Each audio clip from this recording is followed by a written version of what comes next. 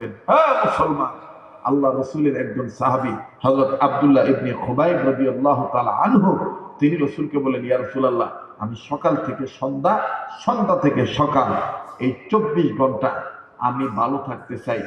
জিন শয়তান, মানুষ শয়তান, মুনাফিক, কাফের, বেঈমান, কেউ যেন আত্মীয় অনাত্মীয়, নিজের লোক পরের লোক, বেড়াবেড়ি, ধনী গরিব, কেউ যেন আমার ক্ষতি না করতে পারে, এমনকি জন্তু জানোয়ারও না, আমি মানে ভালো থাকতে চাই।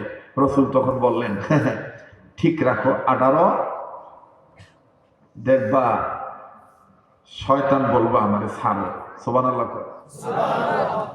ঠিক রাখো কি 18, কথা কেন ঠিক রাখো কি 18 বোঝেন নাই?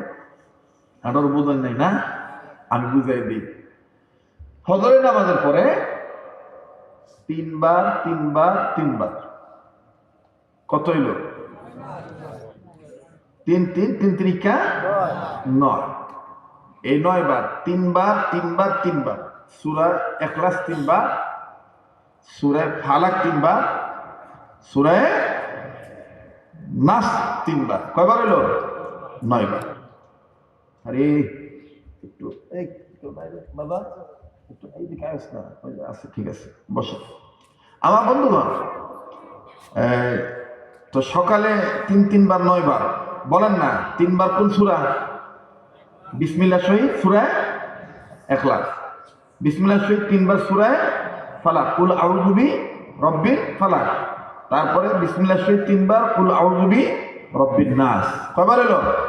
9 বার। এই সকালে কইরা আপনি ফু দিবেন, রসুল দেখাই দিবেন। আমরা তো আন্তাজি ফুয়াই, কিছু হুজুর আছি বা কিছু ভাই আছে আন্তাজি কইরা, এটা হইল দুলা শহীদ থেকে চলেছে। আমার দেখছান হাদিসের মধ্যে যেভাবে আছে, রসুল বলছেন হযরত আব্দুল্লাহ ইবনে খুবাইবকে আল্লাহ রাসূল সাল্লাল্লাহু আলাইহি ওয়াসাল্লাম দেখাই দিয়েছেন, 3 বার পয়রা 9 বার পয়রা ফু দিবা। দিয়া প্রথম এই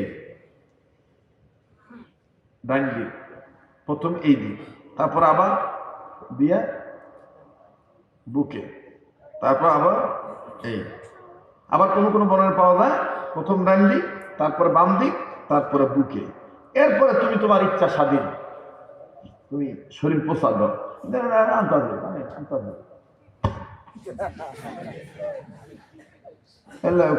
আমল করছি, কাম হয় না। আর ভাই মলম লাগানো লাগানো তো লাগে, কি বলি কেডা বলে হেড মিস্ত্রি কইছে 7 ডলা হয়ে গেছে, আধা পোয়া 3 পোয়া আদলা মাদলা বেড়ে রয়েছে, আলাই দিয়ে নিচে ফালাই দিক, তবে মানুষ দিকে ফালাই মগা করছে কি মরার ঘরে মরা, ইটা ফালায় না, রাস্তায় মানুষ নেই, ওই হেড মিস্ত্রি কইছে মানুষ দিকে। আমার বন্ধুগণ, এই মগা ইটা লয়ে বই রয়েছে, ইটা ফালায় না, হেড মিস্ত্রি কইছে মানুষ দিকে ফালায়, যে মানুষরা দুঃখ করে ইটা ফালায়।